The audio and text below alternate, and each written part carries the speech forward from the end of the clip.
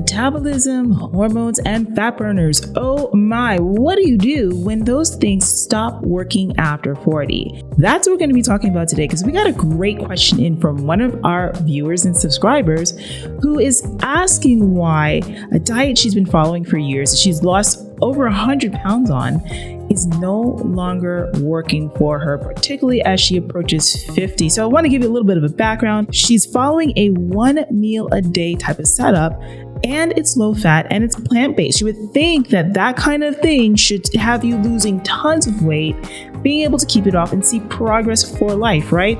Not so fast. We're going to talk about why that's not working for her anymore. She's also taking a fat burner called berberine. And for so many of you, you are relying on fat burners. You want to know which ones are the best, which works.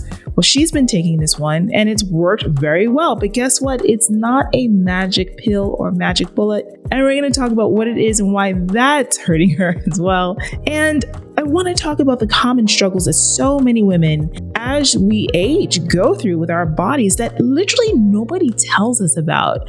And when you get here, you're like, what's going on? How do I get things back under control?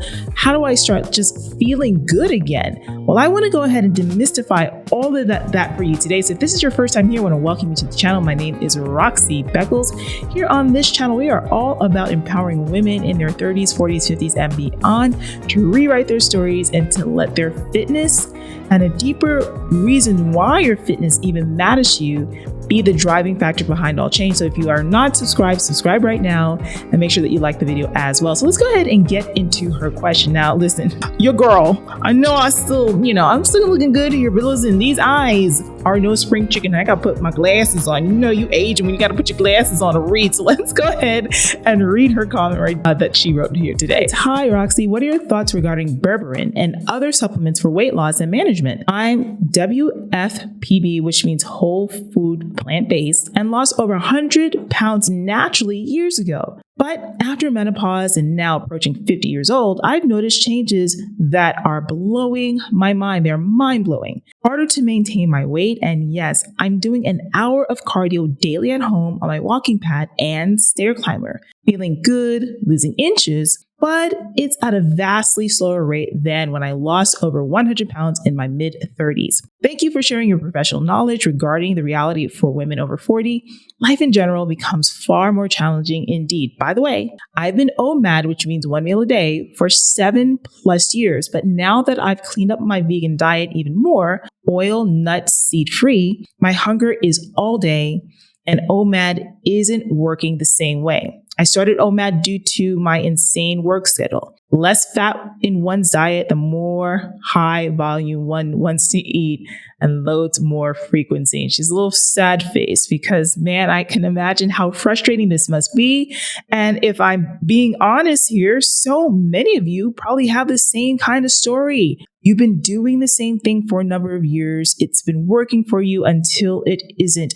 What the heck is going on, right? Well, the first thing that I want to do is backtrack a bit. I want to talk about berberine and what she's taking, this supplement, and exactly what it is, because so many of you might have heard about this. Or if you're not on this particular supplement, there's probably some other fat burner you're worrying about or you're wondering about, or some other fat burner that you may actually be on. So berberine, what does it actually do and how does it help fat loss? Well, it's actually a natural plant-based supplement found in golden seal and barberry.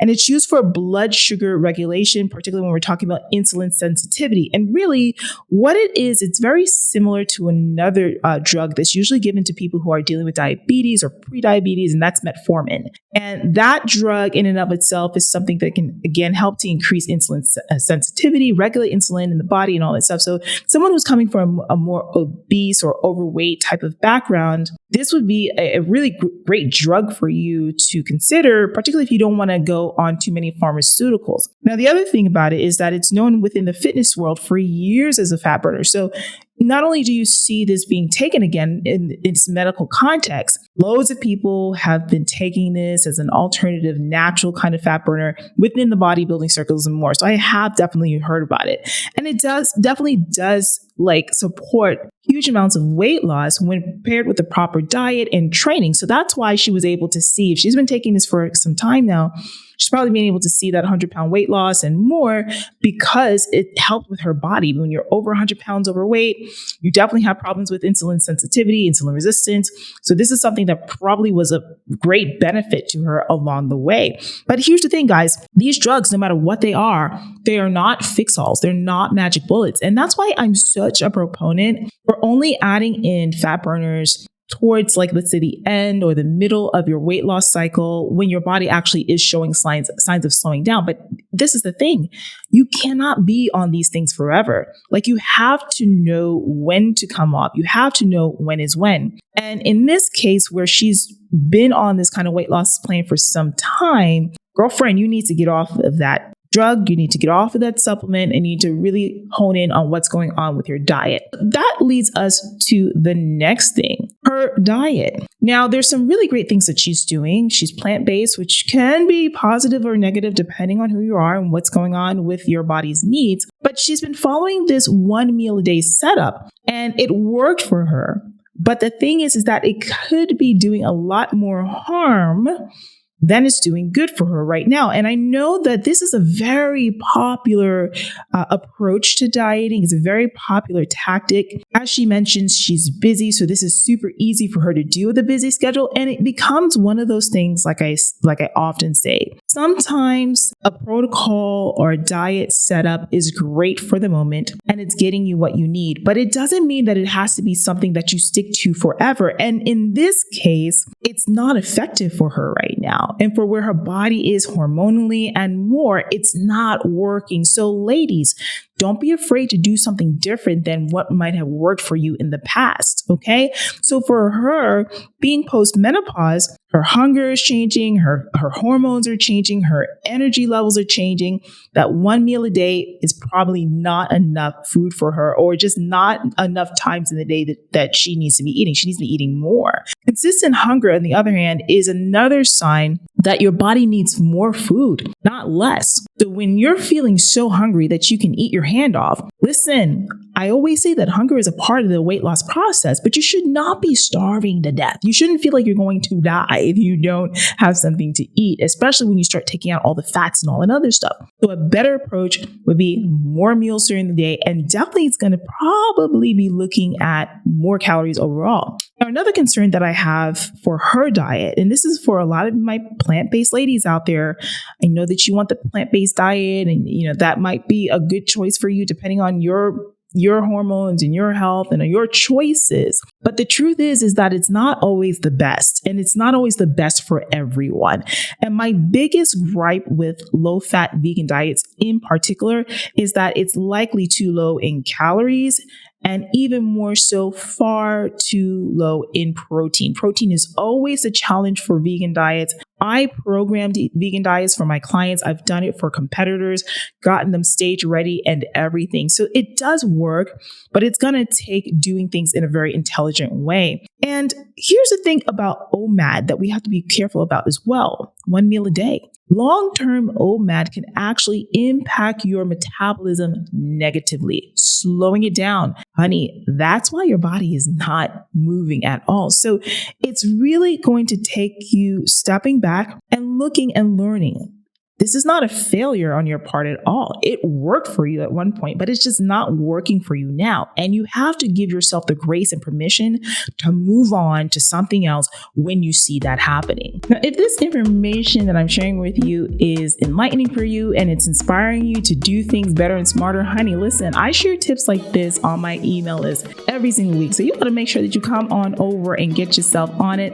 Scan the QR code that you see right there on your screen, or click the link down below to get connected. That's where all of the good stuff really happens. My YouTube channel is one thing, that email list, honey, that is golden. It be popping.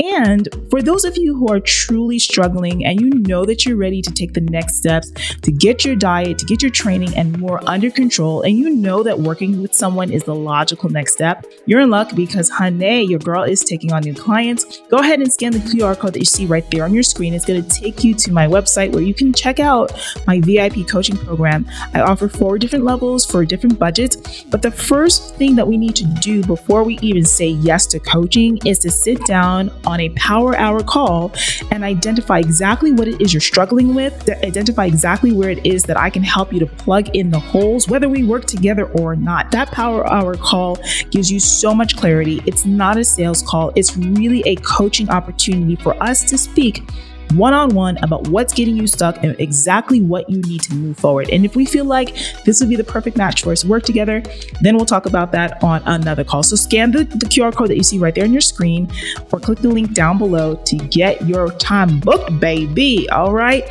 So let's go ahead and get back into some solutions, because I know that I'm talking about this out here, but there's a number of you out there who are dealing and struggling with this. So I want to talk now about how you break out of this plateau. Plateaus are so frustrating, and it almost seems impossible for so many people do whatever it is that they have to do to get off of them. And you know, as a coach, I will say it. Some of y'all are real hard-headed. Some of y'all are real hard-headed because the things that you got to do to get off the plateau, a lot of y'all don't want to do. But listen to Roxy. Roxy's been training for a long time, all right, since 1997. So your girl knows what she's talking about here. I'm going to drop some knowledge on you right now. Okay, so the first thing that she needs to do, and what you probably need to do if you're not seeing your body respond, is, baby, come in close. Come here. Come here. You need to take a diet break. Yes, baby. You need to take a diet break. That means you're going to go ahead and you need to increase your calories. You need to eat more. Listen,